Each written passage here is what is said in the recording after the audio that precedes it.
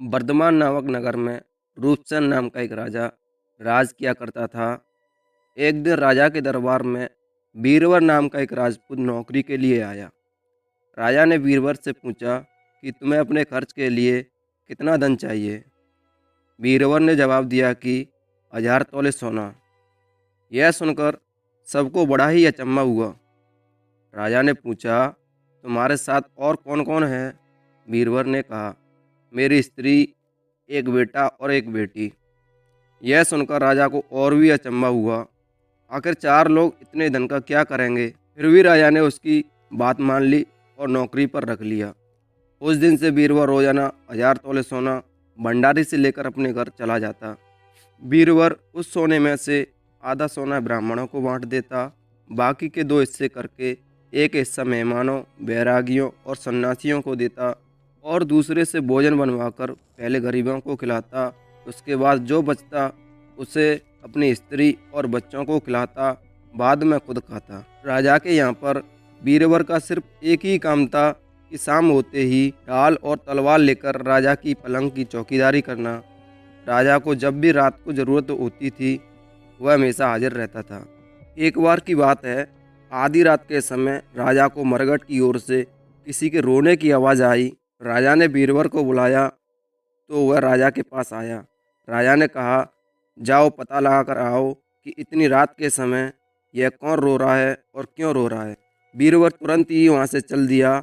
मरघट में जाकर देखता है कि सिर से पांव तक एक स्त्री गहनों से लदी हुई है और वह कभी नाचती है, कभी कूदती है और कभी सिर पीट पीट कर रोती है, लेकिन उसकी आंखों से एक बूंद आंसू तक नहीं निकलता है। बीरबल ने पूछा, तुम कौन हो और क्यों रो रही हो? तब स्त्री ने कहा, मैं राजलक्ष्मी हूँ।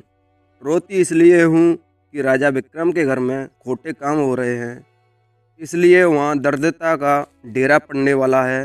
मैं वहाँ से चली जाऊँगी और राजा दुखी होकर 1 महीने में ही मर जाएगा।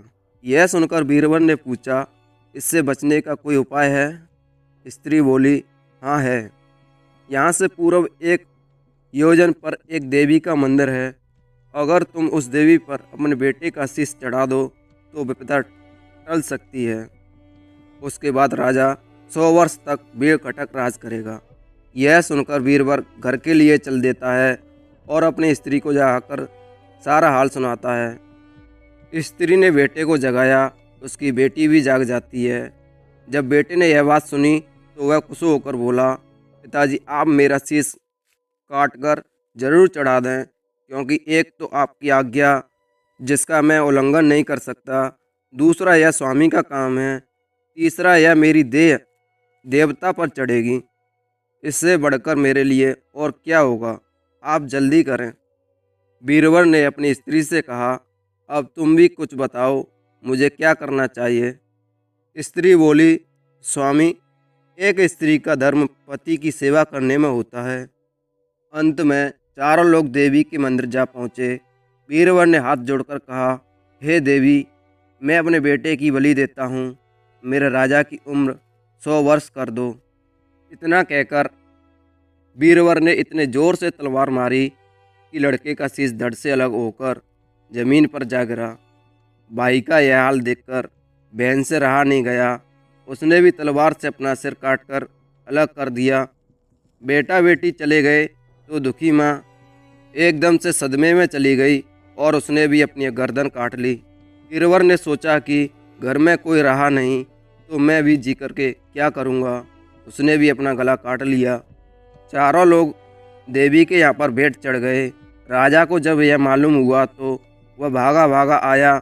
यह सब देख करके राजा को बड़ा दुख हुआ।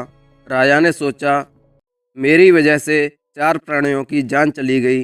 राजा सोचने लगा कि ऐसा राज करने से तो धिक्कार है।